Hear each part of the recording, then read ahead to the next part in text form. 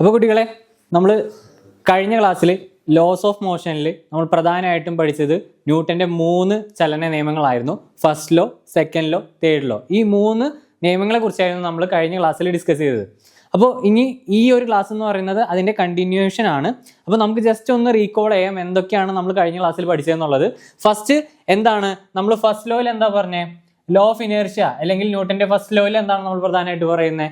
അതായത് ഒരു ഒബ്ജക്റ്റ് അതിൻ്റെ എന്താണ് റെസ്റ്റിലാണെങ്കിൽ ആ റെസ്റ്റിൽ തന്നെ കണ്ടിന്യൂ ചെയ്തുകൊണ്ടിരിക്കും, അല്ലെങ്കിൽ ഒരു യൂണിഫോം മോഷനിലാണെങ്കിൽ എന്താണ് ആ യൂണിഫോം മോഷനിൽ തന്നെ കണ്ടിന്യൂ ചെയ്തുകൊണ്ടിരിക്കും അൺടിൽ ഓർ അൺലെസ് ഒരു എക്സ്റ്റേണൽ ഫോഴ്സ് അപ്ലൈ ചെയ്യുകയാണെങ്കിൽ. അപ്പോൾ ഇതിൽ നിന്ന് മനസ്സിലാക്കേണ്ട കാര്യം, ഒരു ഒബ്ജക്റ്റിനെ നമുക്ക് മോഷനിലേക്ക് കൊണ്ടുവരണമെങ്കിൽ നമ്മളൊരു ഫോഴ്സ് കൊടുക്കണം. അതേപോലെ തന്നെ ഒരു ഒബ്ജക്റ്റിനെ നമുക്ക് തിരിച്ച് റെസ്റ്റിലേക്ക് വരണമെങ്കിലും എന്ത് ചെയ്യണം? നമ്മളൊരു ഫോഴ്സ് അവിടെ അപ്ലൈ ചെയ്യേണ്ടതുണ്ട്. ഓക്കെ, ഇതാണ് ന്യൂട്ടന്റെ ഫസ്റ്റ് ലോ എന്ന് പറയുന്നത്. പിന്നെ ശ്രദ്ധിക്കുക, ലോ ഓഫ് ഇനേർഷ്യ ആദ്യം കൊണ്ടുവരുന്നത് ഗലീലിയോ ആണ്. ഗലീലിയോയുടെ ലോ ഓഫ് ഇനേർഷ്യയിൽ നിന്നാണ് സത്യത്തിൽ ന്യൂട്ടൻ എന്ത് ചെയ്യുന്നത്? ഈ ചലന നിയമങ്ങൾ എന്താ പറയാ ക്രിയേറ്റ് ചെയ്യുന്നത്. ഓക്കെ, ഇനി ഫസ്റ്റ് ലോ കഴിഞ്ഞിട്ടുണ്ടെങ്കിൽ സെക്കൻഡ് ലോ ന്യൂട്ടന്റെ വളരെ പ്രധാനപ്പെട്ട ഒരു ചലന നിയമമാണ്. അതിൽ നമ്മൾ പറഞ്ഞ എന്താണ്? Force is equal to rate of change of momentum. വളരെ ഇമ്പോർട്ടന്റ് ആണ്. കാരണം നമ്മൾ ഇന്ന് ഡിസ്കസ് ചെയ്യാൻ പോകുന്ന ടോപ്പിക് എന്ന് പറയുന്നത് conservation law of linear momentum ആണ്. അതിന്റെ തന്നെ അപ്ലിക്കേഷൻസും ആണ് ഇന്നത്തെ ഈ വീഡിയോ എന്ന് പറയുന്നത്. അപ്പോൾ എന്താണ് നമുക്ക് കറക്റ്റ് അറിഞ്ഞിരിക്കേണ്ട ഒരു ലോ ആണ് എന്ത്? സെക്കൻഡ് ലോ ഓഫ് മോഷൻ അല്ലെങ്കിൽ ന്യൂട്ടന്റെ രണ്ടാം ചലന നിയമം കറക്റ്റ് ആയിട്ട് നമുക്ക് അറിഞ്ഞിരിക്കണം. അത് പ്രകാരം എന്താണ് ഒരു ഒബ്ജക്റ്റിൽ അനുഭവപ്പെടുന്ന ഫോഴ്സ് എന്ന് പറയുന്നത് ആ ഒബ്ജക്റ്റിന്റെ മൊമെന്റത്തിന്റെ റേറ്റ് ഓഫ് ചേഞ്ച് ഓഫ് ടൈമിനുമായിട്ട് എന്താണ് റിലേറ്റ് ചെയ്തിരിക്കുകയാണ്, അല്ലെങ്കിൽ ഡയറക്ട്ലി പ്രൊപ്പോർഷണൽ ആണ് എന്നാണ് നമ്മളിതിൽ പറയുന്നത്. ഓക്കെ, അപ്പോൾ നമുക്ക് ഇന്നത്തെ ക്ലാസ്സിലേക്ക് വരാം. Law of conservation of momentum. Law of conservation of momentum. Momentum എപ്പോഴാണ് കൺസേർവ് ആവുന്നത് എന്നാണ് നമുക്ക് നോക്കേണ്ടത്. ഓക്കെ, സപ്പോസ് ഒരു ബോഡിയിലേക്ക് ഒരു ഫോഴ്സും ആക്ട് ചെയ്യാത്ത അവസ്ഥയിൽ, അതായത് നെറ്റ് ഫോഴ്സ് 0 ആവുന്ന അവസ്ഥയിൽ, അല്ലെങ്കിൽ ഒരു എക്സ്റ്റേണൽ ഫോഴ്സ് 0 ആവുന്ന അവസ്ഥയിൽ എങ്ങനെയാണെന്ന് വരാം? നമുക്കറിയാം സെക്കൻഡ് ലോ പ്രകാരം എഫ് എന്ന് പറയുന്നത് എന്താണ്? മൊമെന്റത്തിന്റെ ഡെറിവേറ്റീവ് ആണ്. അതായത് ഫസ്റ്റ് ഡെറിവേറ്റീവ് ആണ് എന്ത്? ഫോഴ്സ് എന്ന് പറയുന്നത്. If force acting on an object is 0, അതായത് എന്താ പറയാ ടോട്ടൽ ഫോഴ്സ് ഒരു ഒബ്ജക്റ്റിൽ അനുഭവപ്പെടുന്നത് 0 ആണെങ്കിൽ ദെൻ എന്താണ്?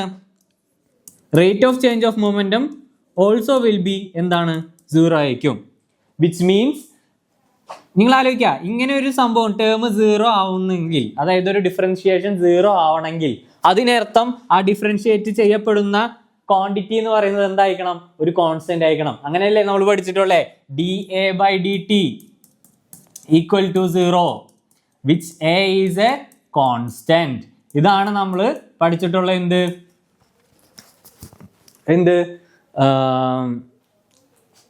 ഡിഫറൻഷിയേഷൻ ഫോർമുല എന്ന് പറയുന്നത്. ഓക്കെ, ഡിഫറൻഷിയേഷൻ ഫോർമുലാസ് കറക്റ്റ് ആയിട്ട് അറിഞ്ഞിരിക്കണം. സോ അത് ബേസ് ചെയ്തിട്ടാണ് പറയുന്നത്. സോ അത് വെച്ച് നമുക്ക് പറയാൻ പറ്റും എന്ത്? പി എന്ന് പറയുന്നത് എന്തായിരിക്കും? കോൺസ്റ്റന്റ് ആയിരിക്കും.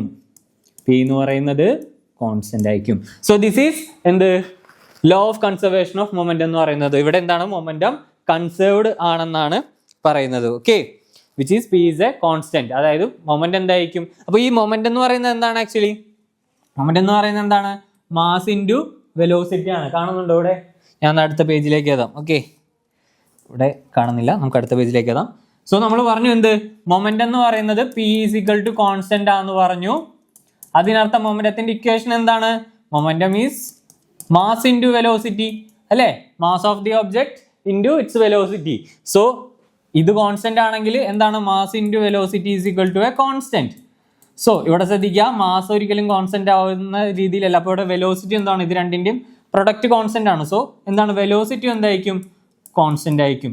വിച്ച് മീൻസ് ആ ഒരു ഒബ്ജക്റ്റ് എന്താണ്? ഒരു കോൺസ്റ്റന്റ് വെലോസിറ്റിയിൽ മൂവ് ചെയ്യുന്ന ഒരു ഒബ്ജക്റ്റ് ആയിരിക്കും. ഓക്കെ, സോ ഇതാണ് അതിൽ ബേസിക്കലി പറയുന്ന ഒരു കാര്യം. ഇനി ഇതിന്റെ അപ്ലിക്കേഷൻ ആണ് നമുക്ക് ഇതിൽ പഠിക്കാൻ വരുന്ന കുറച്ച് കാര്യങ്ങൾ. അതിലൊരു കാര്യമാണ് മറ്റേ റീകോയിൽ ഓഫ് ദ ഗണ്ണും പിന്നെ കൊളിഷൻസും. രണ്ട് ഒബ്ജക്റ്റുകൾ തമ്മിൽ കൊളൈഡ് ചെയ്യുന്ന സമയത്തെയും after momentum before momentum equal ആവുന്ന കേസുകളൊക്കെയാണ് പറയുന്നത്. സോ കൺസർവേഷൻ മീനിങ് ഒരു കാര്യം നടക്കുന്നു, ഒരു മോഷൻ നടക്കുന്നു. So initial momentum will be equal to final momentum. ഇതാണ് കൺസർവേഷൻ എന്ന് പറയുന്നത്, കൺസർവേഷൻ ഓഫ് എനർജി ആയാലും ശരി, കൺസർവേഷൻ ഓഫ് മൊമെന്റം ആയാലും ശരി, മീനിങ് എന്ന് പറയുന്നത് ഒരു പ്രവർത്തനം നടക്കുന്നു, അതിനും പ്രവർത്തനത്തിന് തുടങ്ങുന്നതിന് മുമ്പുള്ളതും അവസാനത്തെ ആയിട്ടുള്ള കാര്യങ്ങളും എന്തായിരിക്കണം, ഈക്വൽ ആയിരിക്കണം. അതാണ് കൺസർവേഷൻ എന്ന് പറയുന്നത് മെയിൻലി. അപ്പോൾ അത് കോൺസ്റ്റന്റ് ആവാന്ന് പറഞ്ഞിട്ടുണ്ടെങ്കിൽ ത്രൂ ഔട്ട് പ്രോസസ്സിൽ എന്തായിരിക്കും, മാറ്റം ഒന്നും വരാത്തതിനെയാണ് നമ്മൾ കോൺസ്റ്റന്റ് എന്ന് പറയുന്നത്, അല്ലേ? കോൺസ്റ്റന്റിന്റെ മീനിങ് എന്താണ്? ഒരു വ്യത്യാസവും വരാത്തതിനെയാണ് നമ്മൾ കോൺസ്റ്റന്റ് എന്ന് പറയുന്നത്. വേരിയബിൾ എന്ന് പറഞ്ഞാലോ, മാറിക്കൊണ്ടിരിക്കുന്ന, ചേഞ്ച് ചെയ്യുന്ന കാര്യത്തിനാണ് നമ്മൾ വേരിയബിൾ എന്ന് പറയുന്നത്. അപ്പോൾ പി കോൺസ്റ്റന്റ് ആവാന്ന് പറഞ്ഞിട്ടുണ്ടെങ്കിൽ ത്രൂ ഔട്ട് മോഷൻ എന്താണ്, പി ഒരുപോലെയാണ്. അതായത് തുടക്കത്തിലും അവസാനത്തിലും എന്തായിരിക്കും, പി ഒരുപോലെ ആയിരിക്കും. ഇതേ സെയിം കാര്യം തന്നെയാണ് എന്ത് ലോ ഓഫ് കൺസർവേഷൻ ഓഫ് എനർജിയിലും നമ്മൾ പറയുന്നത്, അല്ലേ? Initial energy will be equal to final energy എന്നുള്ള കേസൊക്കെ പറയുന്നതും ഇത് ബേസ് ചെയ്തിട്ട് തന്നെ ആയിരിക്കും. ഓക്കെ, ഇനി നമുക്ക് ആപ്ലിക്കേഷനിലേക്ക് പോവാം. Recoil of the gun. Okay, recoil of gun. Recoil of gun എന്ന് പറയുന്ന ചാപ്റ്ററിൽ ഒരു ആപ്ലിക്കേഷനിലേക്ക് പോവാം. സോ ഇവിടെ നമുക്കറിയാം, നമ്മൾ പല ഗെയിംസും കാര്യങ്ങളൊക്കെ കളിക്കുന്നവരാണ് മൊബൈലിലും. ഇതൊക്കെ പബ്ജി അല്ലെങ്കിൽ കോൾ ഓഫ് ഡ്യൂട്ടി, ചിലവർ ഫ്രീ ഫയർ കളിക്കുന്നുണ്ടാവാം. ഓക്കെ, ഞാൻ ബേസിക്കലി ഒരു എന്താ പറയുക, കോൾ ഓഫ് ഡ്യൂട്ടി ഫാനാണ്. അപ്പോൾ അതുകൊണ്ട് തന്നെ നമുക്കറിയാം, നമ്മൾ കളിക്കുന്ന സമയത്ത് നമ്മൾ റീകോയിൽ അഡ്ജസ്റ്റ്മെന്റ് ഒക്കെ ചെയ്യാറുണ്ട് നമ്മൾ കളിക്കുന്ന സമയത്ത്. സോ എന്താണ് ആക്ച്വലി റീകോയിൽ എന്ന് പറയുന്നത്? അതായത് നമ്മൾ ഒരു ഗണ്ണ് ഷൂട്ട് ചെയ്യുന്ന സമയത്ത് എന്താ സംഭവിക്കാൻ, ഈ ഡയലോഗൊക്കെ അറിയാലോ, ഗണ്ണ് കണ്ടിട്ടുണ്ടോ അവിടെ ഗണ്ണ്, അത് പറയുന്ന പോലെ ഈ ഗണ്ണ് ഷൂട്ട് ചെയ്യുന്ന സമയത്ത് എന്ത് സംഭവിക്കുന്ന വെച്ചാൽ, ഗൺ ഫയർ ചെയ്യുന്ന സമയത്ത് ഈ ബുള്ളറ്റ് ഗണ്ണിൽ നിന്ന് പോവും.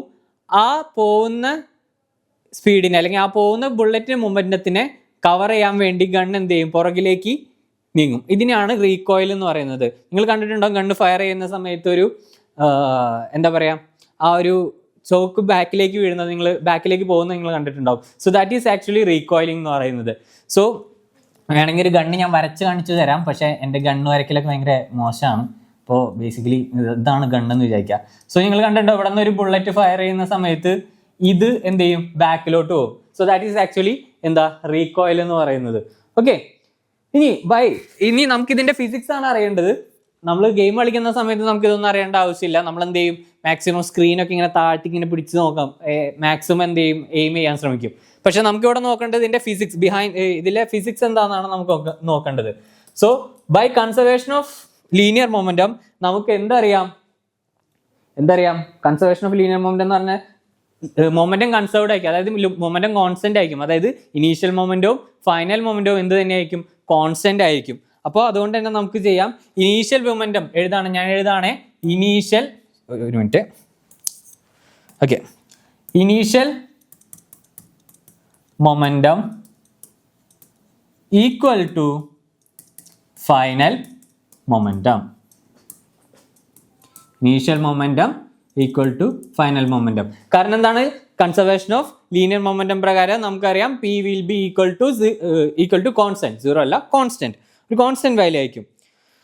അപ്പോൾ നമുക്ക് ഈ ഇനീഷ്യൽ മൊമെന്റം പ്ലസ് എന്താണ്, നമുക്ക് രണ്ട് കേസുകൾ പറയാമല്ലോ, initial momentum of gun plus bullet system.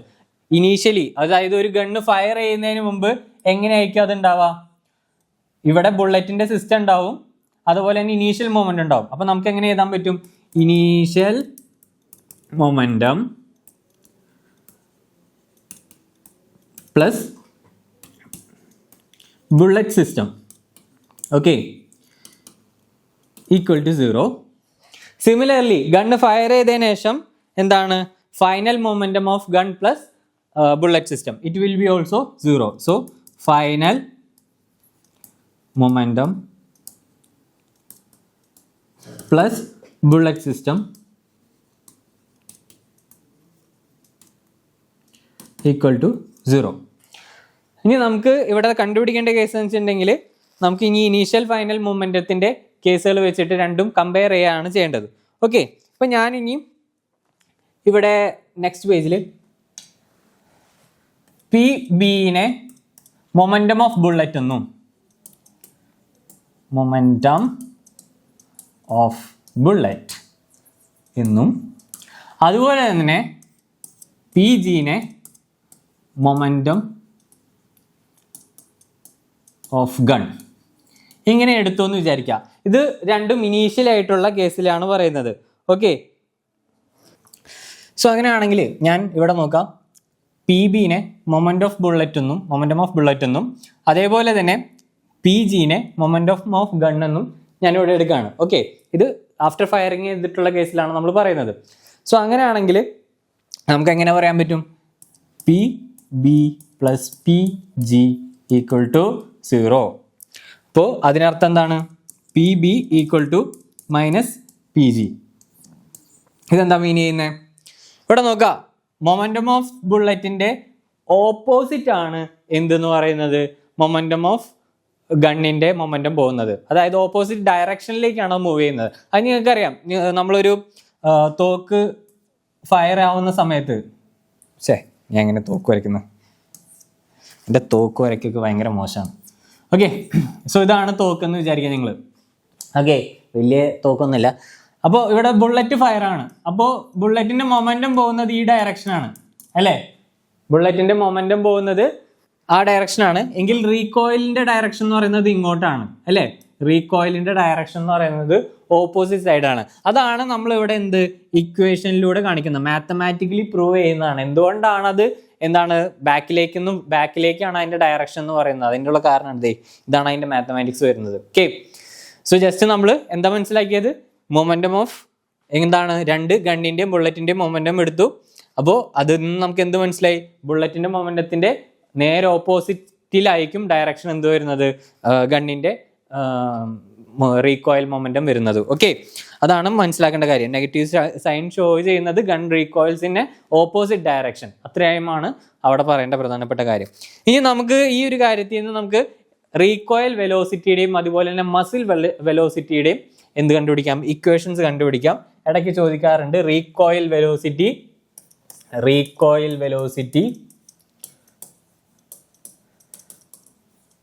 And എന്തായിരുന്നു? മസിൽ വെലോസിറ്റി എന്ന് തന്നെയല്ലേ? Okay, muscle velocity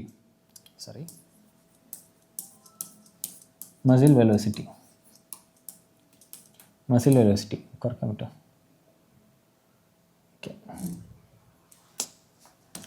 muscle velocity. Okay, so ഇതിൻ്റെ ഒരു ഇക്വേഷൻ ആണ്, ഡെറിവേഷൻ ആണ് നമുക്ക് ഇനി പഠിക്കാനുള്ളത്. സോ സിമ്പിൾ ആണ്, നമുക്ക് ഓൾറെഡി മൊമെന്റത്തിന്റെ ഇക്വേഷൻസ് അറിയാം. എന്താണ് മൊമെന്റത്തിന്റെ ജനറൽ ഇക്വേഷൻ? എന്താണ് ജനറൽ ഇക്വേഷൻ ഓഫ് മൊമെന്റം? എന്താണ് ജനറൽ ഇക്വേഷൻ ഓഫ് മൊമെന്റം എന്ന് പറയുന്നത്? ലീനിയർ മൊമെന്റത്തിന്റെ ഇക്വേഷൻ എന്താ? P equal to mass into velocity. വളരെ ഇമ്പോർട്ടൻ്റ് ആണ്. ഇത് ഇടയ്ക്കിടയ്ക്ക് പറയുന്നത് എന്താണെന്ന് വെച്ചിട്ടുണ്ടെങ്കിൽ, ഇത് ഇനി എല്ലാ സബ്ജക്റ്റിലും അല്ലെങ്കിൽ ഇനി വരുന്ന ചാപ്റ്റേഴ്സിലും ഒക്കെ മൊമെന്റത്തിന്റെ ഇക്വേഷൻസ് വെച്ച് നിങ്ങൾക്ക് പ്രോബ്ലം ചെയ്യാൻ വരും. ആ സമയത്ത് മൊമെന്റം കറക്റ്റ് മനസ്സിലായിട്ടില്ലെങ്കിൽ അല്ലെങ്കിൽ മൊമെന്റത്തിന്റെ ഇക്വേഷൻ കറക്റ്റ് നിങ്ങൾക്ക് മനസ്സിലായിട്ടില്ലെങ്കിൽ എന്താണ് അതൊന്നും ചെയ്യാൻ പറ്റാത്ത അവസ്ഥയിൽ വരും. അതുകൊണ്ടാണ് ഞാൻ എപ്പോഴും ഈ ജനറൽ ഇക്വേഷൻ പറയുന്നത്. നമുക്ക് ജനറൽ ഇക്വേഷൻ കിട്ടിയിട്ടുണ്ടെങ്കിൽ ബാക്കി ഏത് അവസ്ഥയിൽ വരികയാണെങ്കിൽ, ഇനിയിപ്പോൾ സർക്കുലർ മോഷൻ വരുമ്പോൾ നമുക്ക് ആംഗുലാർ മൊമെന്റം വരും. പക്ഷെ സിമിലർലി ഇത് ഇക്വേഷൻ എന്താണ് അതിന്റെ ഒരു സിമിലാരിറ്റി ഉണ്ടാവും. ഇക്വേഷൻ മനസ്സിലാവാൻ നിങ്ങൾക്ക് കുറച്ചുകൂടി എളുപ്പമായിരിക്കും. സോ അതുകൊണ്ടാണ് എപ്പോഴും ഞാൻ എന്ത് പറയുന്നത്, മൊമെന്റത്തിന്റെ ആ ഒരു ഇക്വേഷൻ കറക്റ്റ് ആയിട്ട് മനസ്സിലാക്കണം. എന്താണ് momentum is equal to mass into velocity എന്ന് പറയുന്നത്. ഓക്കെ, അപ്പോൾ നമുക്ക് ഇനി ഈ ഗണ്ണിന്റെ തന്നെ റീകോയിൽ വെലോസിറ്റിയും അതുപോലെ തന്നെ മസിൽ വെലോസിറ്റിയും കണക്കാക്കാം. അപ്പൊ എങ്ങനെയാണ് കണക്കാക്കാൻ പറ്റുന്നത്? നമുക്ക് നോക്കാം. Momentum of bullet after firing, momentum of bullet after firing.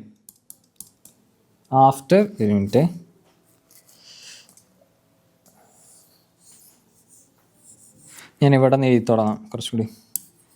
Momentum of bullet after firing. Okay, so ഇതെന്ന് പറയുന്നത് എന്തായിരിക്കും? നമുക്കറിയാം എം വി. ഞാൻ ഇതിനെ എം വി ആയിട്ട് എടുക്കുകയാണ്. Small letter V. ഓക്കെ, എന്താണ് സ്മോൾ ലെറ്റർ വിയും സ്മോൾ ലെറ്റർ എമ്മും സ്മോൾ ലെറ്റർ വി ആയിട്ട് എടുക്കുകയാണ്. ഇനി recoil momentum of gun. Recoil momentum ഇതിന് ഞാൻ എന്ത് ചെയ്യാണ്? ക്യാപിറ്റൽ എമ്മും ക്യാപിറ്റൽ വി ആയിട്ട് എടുക്കുകയാണ്. ഓക്കെ, അതായത് ഗണ്ണിന്റെ മാസ് അതുപോലെ തന്നെ റീകോയിൽ വെലോസിറ്റി വി എന്നുള്ള രീതിയിൽ എടുക്കുകയാണ്. അപ്പൊ നമുക്കറിയാം, നേരത്തെ നമ്മൾ ഒരു ഇക്വേഷൻ കണ്ടുപിടിച്ചു. എന്താണ്?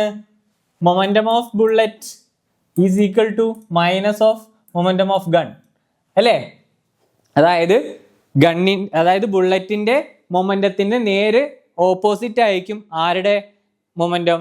റീകോയിൽ. ഗണ്ണിന്റെ റീകോയിലിന്റെ മൊമെന്റം എന്ന് പറയുന്നത് നേരെ ഓപ്പോസിറ്റ് ആയിരിക്കും. സോ നമുക്ക് എങ്ങനെ എഴുതാൻ പറ്റും? ഇവിടെ നമ്മൾ എന്താ സ്മോൾ ലെറ്റർ എമ്മും സ്മോൾ ലെറ്റർ വി ആണ് കൊടുത്തത്. മൊമെന്റം ഓഫ് മാസ് ഓഫ് ബുള്ളറ്റും മാസ് ഓഫ് വെലോസിറ്റി ഓഫ് ബുള്ളറ്റും. അതുപോലെ തന്നെ ഇവിടെ മൈനസ് എം വി, ക്യാപിറ്റൽ എമ്മും ക്യാപിറ്റൽ വി ആയിട്ടാണ് കൊടുത്തിട്ടുള്ളത്.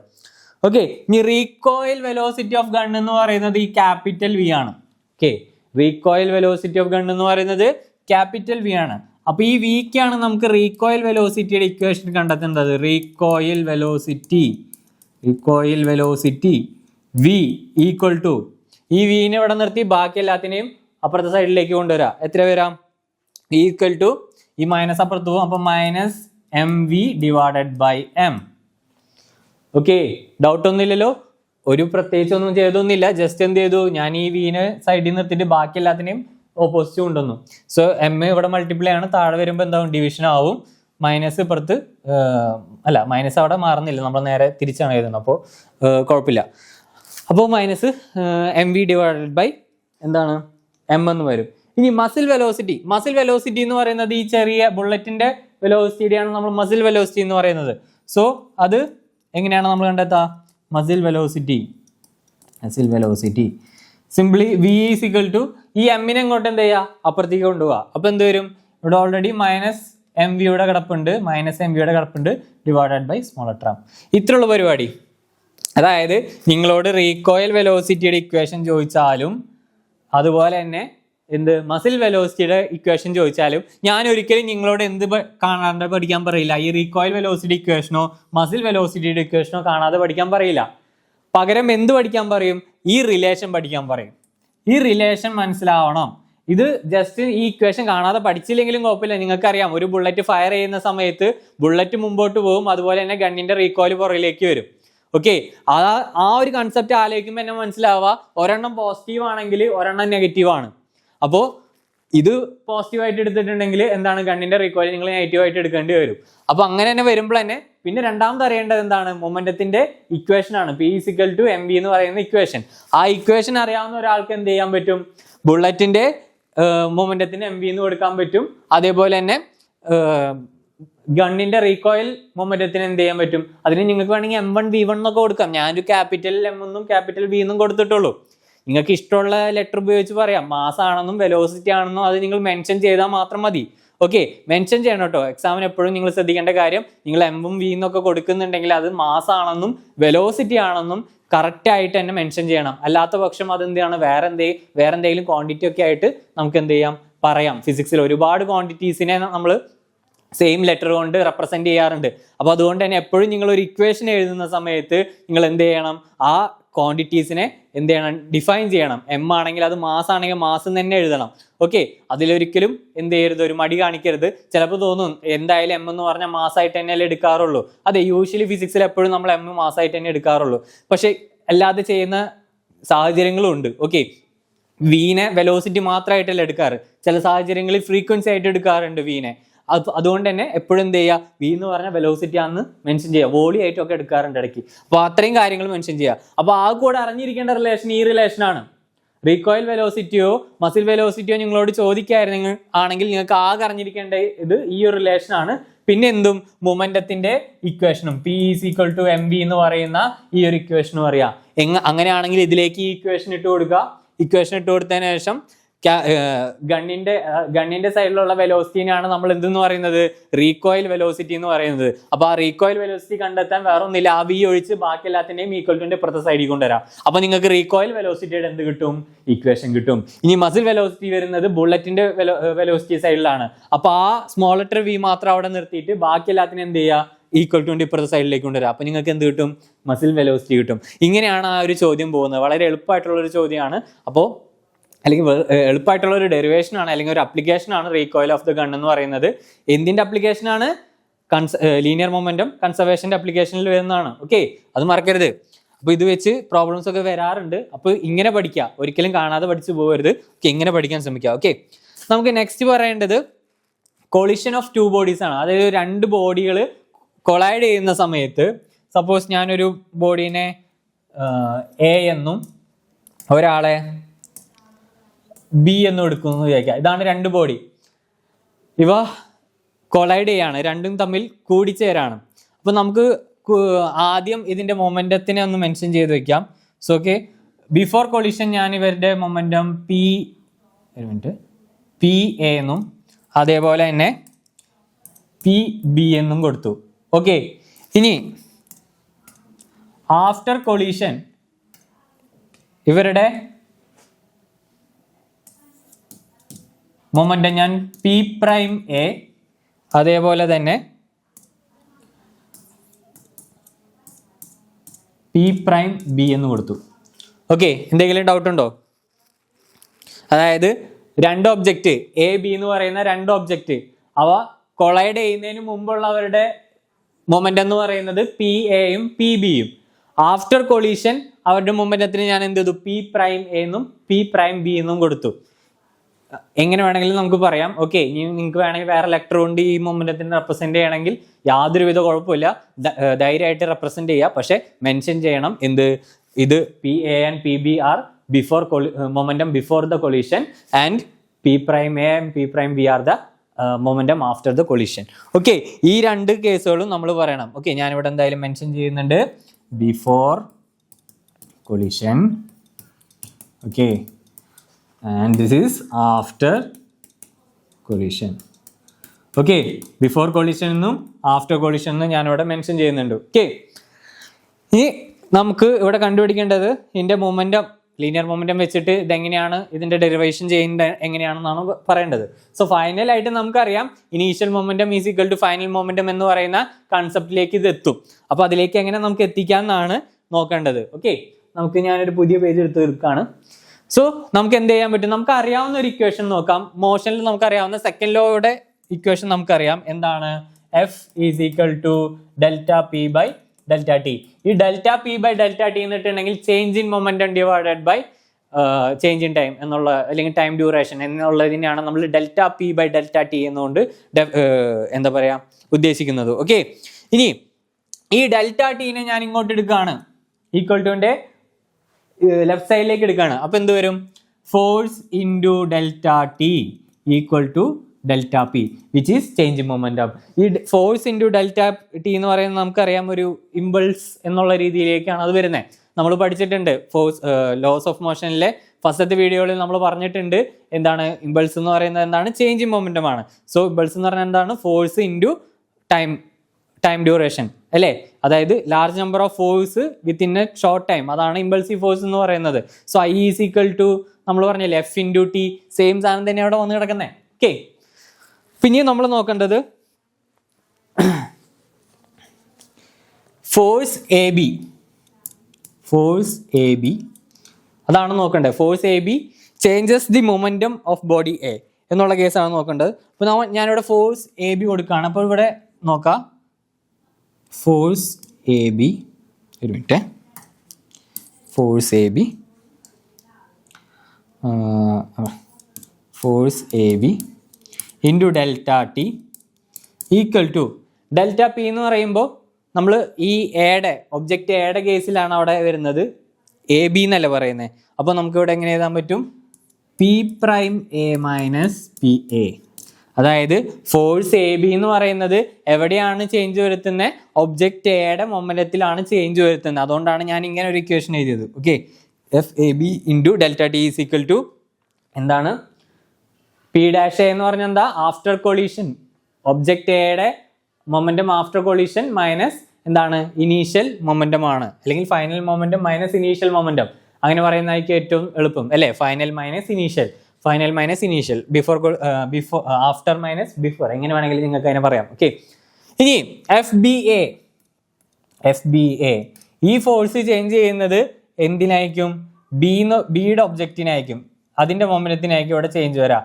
Delta T is equal to P B prime minus P B. Okay, prime minus P B. Okay അല്ലേ? ഇനി തേർഡ് ലോ പ്രകാരം ഞാൻ അപ്രതീകമാണ്, ന്യൂട്ടന്റെ തേർഡ് ലോ പ്രകാരം നമുക്കറിയാം എന്താണ്? F A B equal to minus F B A അല്ലേ? ഈക്വൽ ആൻഡ് ഓപ്പോസിറ്റ് അല്ലേ? Equal and opposite. അപ്പോൾ ഈക്വൽ ആണ് മൈനസ് ഇട്ട ഓപ്പോസിറ്റ്. ഓക്കെ, ആ ഒരു കൺസെപ്റ്റ് വന്നു. അപ്പോൾ FABക്ക് നമുക്ക് പകരം നമുക്ക് എന്ത് ചെയ്യാം, നമുക്കിതിനെ എന്ത് എഴുതാൻ പറ്റും, P prime A minus PA ഒരു ഡിവൈഡഡ് ബൈ ഡെൽറ്റ ടി എന്നുള്ള കേസ് കൊടുക്കണം. അത് വേണമെങ്കിൽ നമുക്ക് ക്യാൻസൽ ചെയ്ത് പോകാവുന്നതാണ്. ഡെൽറ്റ ടി രണ്ടിടത്തും ഉള്ളതുകൊണ്ട് നമുക്ക് അതിനെ മാറ്റി കളയാം. സോ അത് എഴുതിയില്ലെങ്കിലും കുഴപ്പമില്ല. ഈക്വൽ ടു പിന്നെ എന്ത് വരും, മൈനസ് എന്താണ്, P prime B minus P prime B okay, minus P prime B minus PB. Okay, ഇങ്ങനെ ഒരു ഇക്വേഷനിലേക്ക് വരും. ജസ്റ്റ് ഒന്നുമില്ല, ഞാൻ നേരത്തെ നമ്മൾ ചെയ്ത ഈ ഒരു ഇക്വേഷനിലേക്ക് നേരെ സബ്സ്റ്റിറ്റ്യൂട്ട് ചെയ്യുകയാണ് ചെയ്യുന്നത്. ഓക്കെ, അങ്ങനെ ചെയ്യുന്ന സമയത്ത് നമുക്ക് എന്ത് കിട്ടി, ഈ ഒരു ഇക്വേഷനിലേക്ക് എത്തി. ഓക്കെ, ഈ ഒരു ഇക്വേഷനിലേക്ക് നമ്മൾ എത്തി. ഇനി ഇതെന്താണ്, ജസ്റ്റ് ഞാൻ ഇതിനെ റീഅറേഞ്ച് ചെയ്ത് ഈ പ്രൈമുകൾ എല്ലാത്തിനെയും ഒരു ഈക്വൽ ടു ഒരു സൈഡിലേക്ക് കൊണ്ടുവന്നു, അല്ലാത്തൊരു അപ്പുറത്തെ സൈഡിലേക്ക് കൊണ്ടുവന്നു, ഒരു വൃത്തിക്ക് വേണ്ടി. ഓൾറെഡി നമ്മുടെ ഇക്വേഷൻ ആയി, പക്ഷെ നമുക്ക് ഒന്നും കൂടി വൃത്തിക്ക് വേണ്ടി ഞാൻ എന്ത് ചെയ്യാണ്, ജസ്റ്റ് ഈ പ്രൈം ഉള്ളത് തന്നെയല്ല ഈ ഒരു സ്ഥലത്തേക്ക് കൊണ്ടുവരാണ്. So P prime A plus P prime B equal to എന്താണ്, PA പ്ലസ് PB. ഓക്കെ, എന്താണ് വരിക, PA plus PB. Conservation of momentum വരുന്ന സമയത്ത് നമുക്ക് എല്ലാത്തിൻ്റെയും ആൻസർ ഏകദേശം പ്രഡിക്റ്റബിൾ ആണ്. ഇനീഷ്യൽ ഈക്വൽ ടു ഫൈനൽ എന്നുള്ള രീതിയിലാണ്. So before collision and after collision the momentum will be, രണ്ട് സിസ്റ്റത്തിൻ്റെ മൊമെന്റം വിൽ ബി എന്തായിരിക്കും, ഈക്വൽ ആയിരിക്കും എന്നുള്ളതാണ് ഇതിൽ പ്രധാനമായിട്ടും പറയുന്നത്. അതിൽ കൂടുതലൊന്നും ഇതിൽ പറയുന്നില്ല. So the total final momentum will be equal to the total initial momentum. അതായത് ഇതെന്ന് പറയുന്നതല്ലേ ടോട്ടൽ PA പ്ലസ് PB അല്ലേ ടോട്ടൽ ഇനീഷ്യൽ മൊമെന്റം അല്ലേ, ടോട്ടൽ ഇനീഷ്യൽ മൊമെന്റം എന്ന് പറയുന്നത് PA പ്ലസ് PB ആണ്. Okay, similarly PA prime plus PA prime B എന്ന് പറയുന്നത് എന്താണ്, ടോട്ടൽ ഫൈനൽ മൊമെന്റം ആണ്. Total final momentum. സോ അതെന്താണെന്നാണ് പറയുന്നത്, ഈക്വൽ ആണെന്നാണ് പറയുന്നത്. സോ അതാണ് അതിൽ പ്രധാനമായിട്ടും കൊളിഷൻ ഓഫ് ടു ബോഡീസിൽ പറയുന്നത് പ്രധാനപ്പെട്ട കാര്യങ്ങൾ അത്രയാണ്. ഓക്കെ, ഇത്രയുമാണ് അതിൻ്റെ ഒരു അപ്ലിക്കേഷൻ ലെവലിൽ വരുന്ന ചോദ്യങ്ങൾ. അതായത് ലീനിയർ മൊമെന്റം കൺസർവേഷൻ്റെ അപ്ലിക്കേഷനിൽ വരുന്ന ക്വസ്റ്റ്യൻസ് എന്ന് പറയുന്നത് ഇത്രയുമാണ്. ഓക്കെ, ഇനി നെക്സ്റ്റ് നമുക്കൊരു ചെറിയൊരു ടോപ്പിക് കൂടി ഡിസ്കസ് ചെയ്യാനുണ്ട്. അതാണ് എന്ത്, ഇക്വിലിബ്രിയം ഓഫ് എ പാർട്ടിക്കിൾ എന്ന് പറയുന്നതാണ്. ഓക്കെ, എന്താണ് ഇക്വിലിബ്രിയം ഓഫ് എ പാർട്ടിക്കിൾ. എപ്പോഴാണ് ഒരു പാർട്ടിക്കിൾ ഇക്വിലിബ്രിയത്തിലാവുക, അതാണ് നമുക്ക് അറിയേണ്ടത്. എപ്പോഴാണ് ഒരു പാർട്ടിക്കിൾ ഇക്വിലിബ്രിയത്തിലാവുക എന്നുള്ളതാണ് നമ്മൾ നോക്കേണ്ടത്. അതായത് ഒരു പാർട്ടിക്കിളിൽ അല്ലെങ്കിൽ ഒരു ഒബ്ജക്റ്റിൽ നെറ്റ് ഫോഴ്സ് 0 ആവുന്ന സമയത്താണ്, അതായത് ആ ഒരു പാർട്ടിക്കിളിൽ അനുഭവപ്പെടുന്ന ടോട്ടൽ ഫോഴ്സ് 0 ആവുന്ന സമയത്താണ് എന്ത് സത്യത്തിൽ സംഭവിക്കുന്നത്, ആ പാർട്ടിക്കിൾ ഒരു ഇക്വിലിബ്രിയത്തിലാവുന്നത്. പാർട്ടിക്കിൾ അല്ലെങ്കിൽ ഒരു ഒബ്ജക്റ്റ് ഇക്വിലിബ്രിയത്തിലാവുന്നത് എങ്ങനെയാണ്, അതിനനുഭവപ്പെടുന്ന നെറ്റ് ഫോഴ്സ് 0 ആവുമ്പോൾ. നെറ്റ് ഫോഴ്സ് 0 ആവുന്ന സമയത്ത്, അതായത് ഒരു പാർട്ടിക്കിളിൽ വേണമെങ്കിൽ ഒന്നിൽ കൂടുതൽ ഫോഴ്സുകൾ വരാം. Okay, like F net may be F1 plus F2 plus F3 plus etcetera FN. അതായത് N ഫോഴ്സുകൾ വരെ എന്ത് ചെയ്യാം, ഒരു പാർട്ടിക്കിളിൽ വേണമെങ്കിൽ അനുഭവപ്പെടാം. സോ എത്ര ഫോഴ്സുകൾ അനുഭവപ്പെട്ടാലും ആ ടോട്ടൽ നെറ്റ് ഫോഴ്സ് എന്ന് പറയുന്നത് ഈ എല്ലാ ഫോഴ്സിൻ്റെയും സമ്മാണ്. അപ്പോൾ ഈ എല്ലാ ഫോഴ്സിൻ്റെയും സമ്മ് 0 ആവുന്ന സമയത്താണ് എന്തെന്ന് പറയുന്നത്, ആ ഒരു പാർട്ടിക്കിൾ ഇക്വിലിബ്രിയത്തിലാണെന്ന് പറയുന്നത്. സോ സപ്പോസ് ഒരു ടു ഫോഴ്സസ് ഒരു പാർട്ടിക്കിളിൽ എന്താ പറയുക, ഇൻഫ്ലുവൻസ് ചെയ്യുന്നുണ്ട് അല്ലെങ്കിൽ അനുഭവിക്കുന്നുണ്ട് ഒരു പാർട്ടിക്കിളിന്.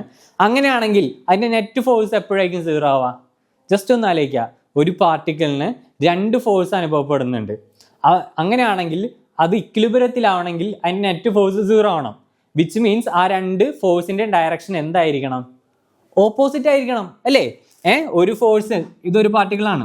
ഓക്കെ, അതിൽ ഒരു ഫോഴ്സ് ഈ ഡയറക്ഷനിലും F1, ഓക്കെ, മറ്റൊരു ഫോഴ്സ് ഈ ഡയറക്ഷനിലും ആയാൽ മാത്രമല്ലേ നെറ്റ് ഫോഴ്സ് എന്താവുള്ളൂ, 0 ആവുള്ളൂ. അപ്പോൾ ഈക്വൽ ഫോഴ്സസ് എന്താണ് രണ്ടെണ്ണം ഓപ്പോസിറ്റ് ഡയറക്ഷനിൽ അപ്ലൈ ചെയ്യുന്ന സമയത്ത് എന്ത് പറ്റും, ഇത് എന്താണ് ക്യാൻസൽ ചെയ്ത് പോകും.